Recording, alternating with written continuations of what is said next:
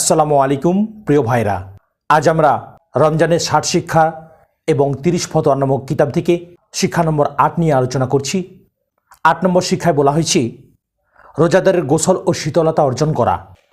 আয়েশা রাদিয়াল্লাহু তাআলা আনহা থেকে বর্ণিত, তিনি বলেন, রাসূলুল্লাহ সাল্লাল্লাহু আলাইহি ওয়াসাল্লাম প্রত্যুষ করতেন নাপাক অবস্থায়, অতঃপর গোসল করে মসজিদে যেতেন। তখন তার মাথা থেকে পানি টপকাত, অতঃপর সেদিনে সম পালন করতেন।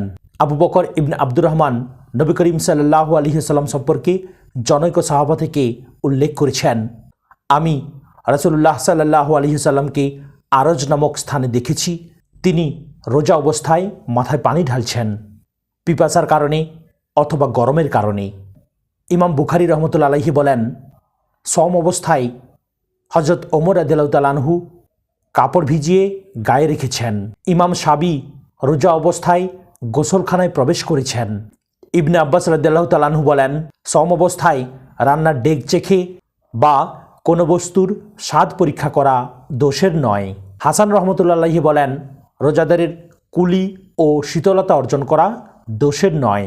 ইবনে মাসুদ রাদিয়াল্লাহু তাআলা আনহু বলেন, যখন তোমাদের কারো সমের দিন হয়, সে যেন সকালে তেল দেয় ও চিরুনি করে।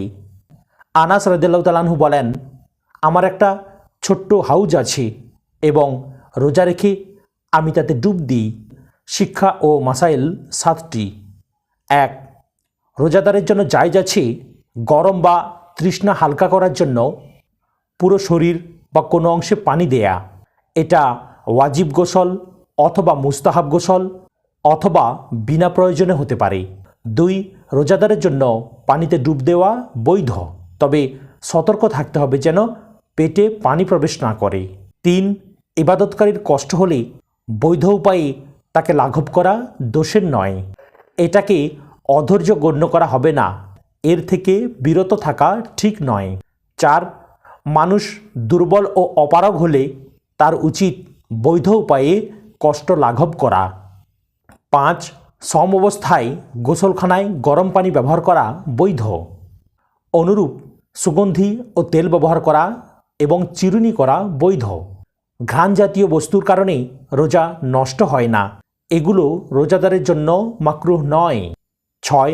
রোজাদারের ঠান্ডা ও পবিত্রতা অর্জনের জন্য হাউজ, ট্যাঙ্কি, পুকুর ইত্যাদি ব্যবহার করতে পারবে, এ কারণে সম নষ্ট হবে না। ৭.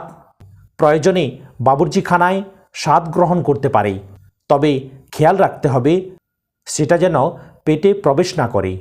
ইমাম আহমদ রহমতুল্লাহ আলাইহি বলেন, আমার কাছে প্রয়োজনীয় হলো সম অবস্থায় খাবারের স্বাদ পরীক্ষা না করা, তবে কেউ তা করলে সমস্যা নেই। সৌদি আরবের স্থায়ী ফতোয়া পরিষদ রোজা অবস্থায় খাবারের স্বাদ পরীক্ষা করা জায়েজ ফতোয়া দিয়েছে।